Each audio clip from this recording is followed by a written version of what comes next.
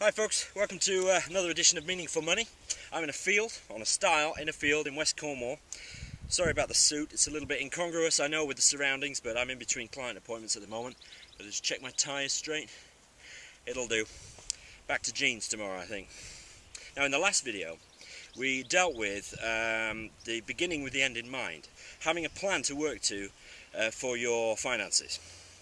We talked about some pretty big questions, deep questions, questions which were intended to remove money from the equation completely by asking about what you would do if you had all the money you needed, and also about cutting short your lifespan and what that would mean for you and how you would live your life.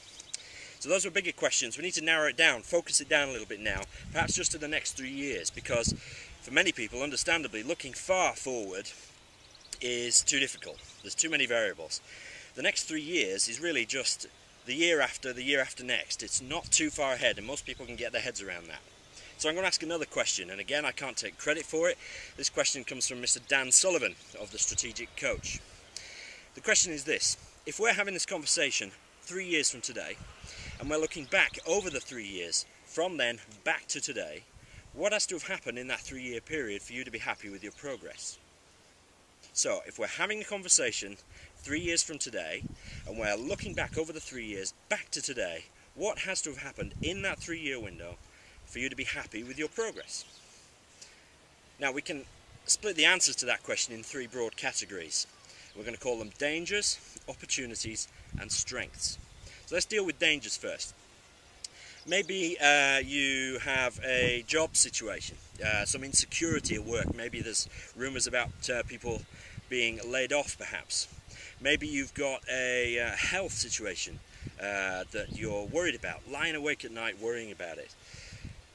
Probably the biggest one in this kind of area, though, in this danger section, is debt. Do you have a credit card balance that you're worrying about? You'd love to get rid of it once for all, cut up the credit card and never have them again.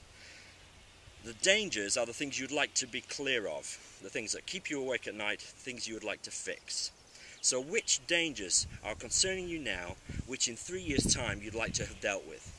Write them down. The next section is opportunities. Now these are the things which excite you. They're the possibilities which lie ahead. Maybe there's a new job in the offing, or a promotion at your current job.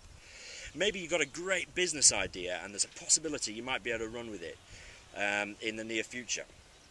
Or maybe there's some kind of a family milestone. Maybe even there's an impending inheritance, perhaps. That's an opportunity, something you can grasp and make the most of. So what are the opportunities, the things which you want to really grab hold of and maximise in the next 3 years? And the final thing is strengths. So we've got dangers, opportunities and strengths. Strengths, these are the things which you really need, which will enable you rather to make the most of the next 3 years. So maybe you've got a fantastic, strong family base who will support you no matter what you do. If you do, write that down. Maybe you've got a fantastic skill set, a particular field of expertise, and you can spot a niche for that. What a strength that is that you can build on.